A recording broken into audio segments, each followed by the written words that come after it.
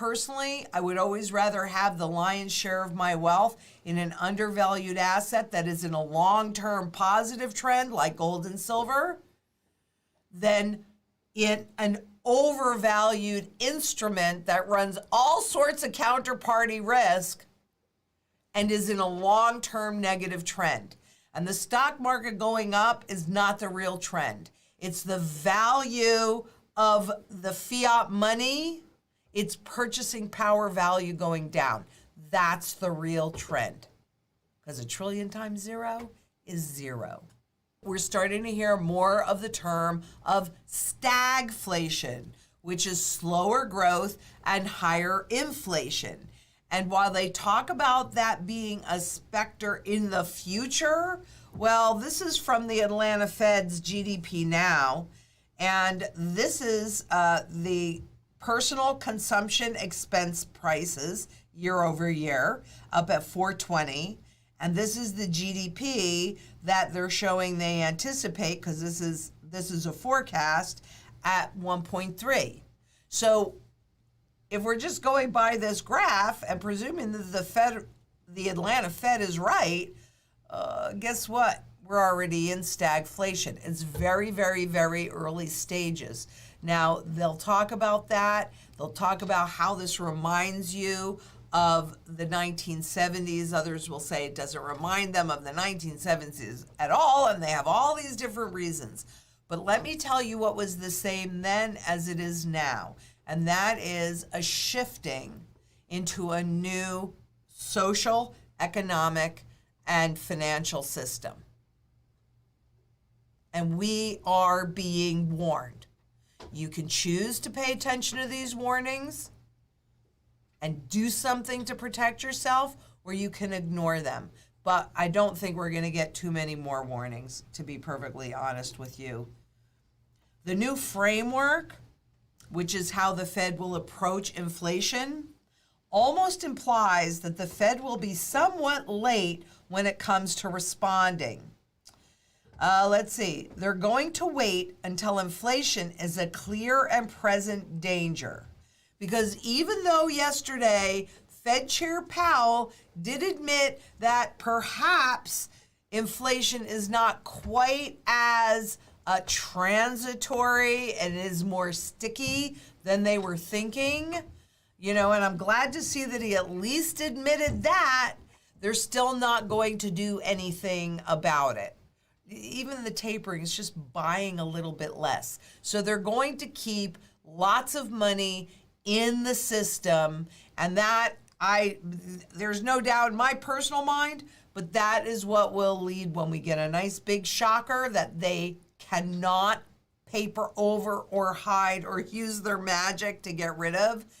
That is going to will be what will push us into that hyperinflationary event. A black swan is something that nobody can see coming. But we are seeing a slowdown. We just got the PMI, Producers Manufacturing Index, came in below expectations and has been going down for a couple of months in a row. But I love this piece. Gold gains as China seen preparing for Evergrande's collapse.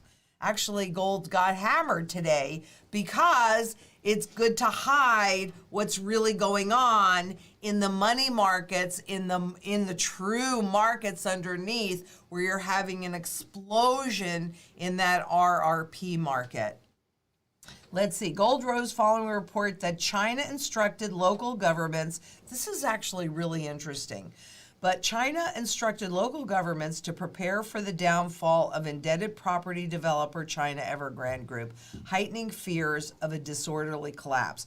So what they're really trying to do is have a controlled implosion. Maybe they can pull this off. Maybe they can't pull this off. I don't know, but they injected even more. The PBOC injected even more money into the system today. I do know that Evergrande has stopped paying certain salaries and certain bills. Today is the day when their dollar bond interest payments are due. But remember, this is spot gold. This does not really represent the true value of the physical metal itself. This is, if you hold it, you own it, it runs no counterparty risk.